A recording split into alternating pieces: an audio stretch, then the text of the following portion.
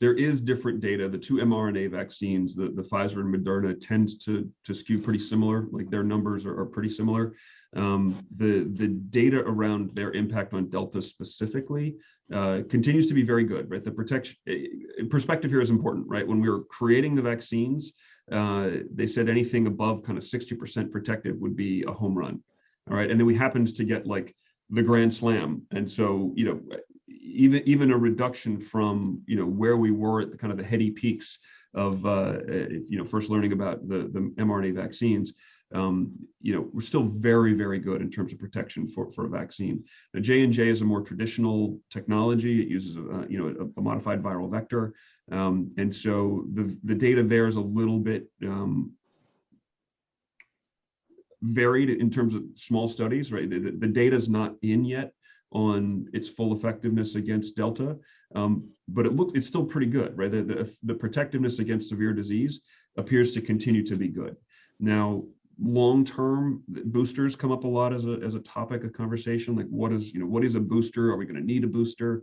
You know, the concept there being that would be an additional shot to sort of further ramp up the immune system's sensitivity to the virus to protect. Right now, the recommendation is not, you know, to go down that route. You know, if I was a betting man, I'd say at some point that may be the direction that we go, right? But I think right now the focus is really on people who are unvaccinated.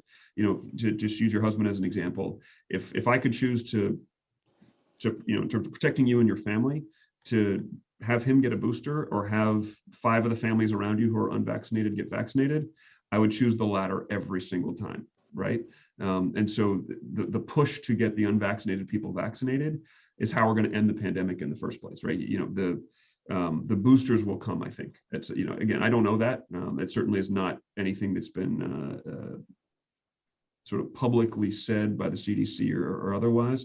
But just guessing, I would anticipate that may be something that comes down the line once we reach a point where the majority of people have gotten, you know, their first and second dose or their single dose of the J&J vaccine. You know, the bottom line is the data continues to be good for all 3 of the FDA approved or EUA approved vaccines in the US, that they protect well against the original variants and pretty well against Delta also. You know, the concern, and you know, personally, my concern is that if we allow this to continue to drag on, a new variant is going to emerge that, you know, you can't say the same thing about. That, you know, right now we're doing pretty well against Delta, but the next variant that mutates, we may have less protection against, right? The vaccines are designed to train the body to identify the virus and, you know, destroy it before it can replicate and move on to the next host.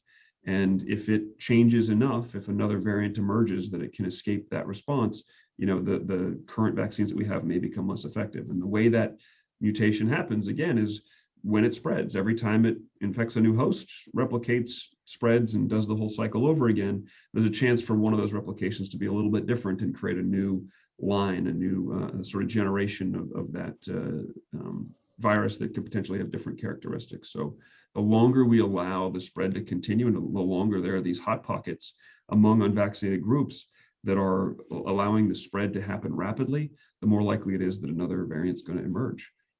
So, you know, the quicker we can get our arms around it and reach, you know, sort of a collective immunity, the less likely it is that something like that will happen. But right now, you know, bottom line is the vaccines that we have are very good. They protect extremely well against severe illness and death.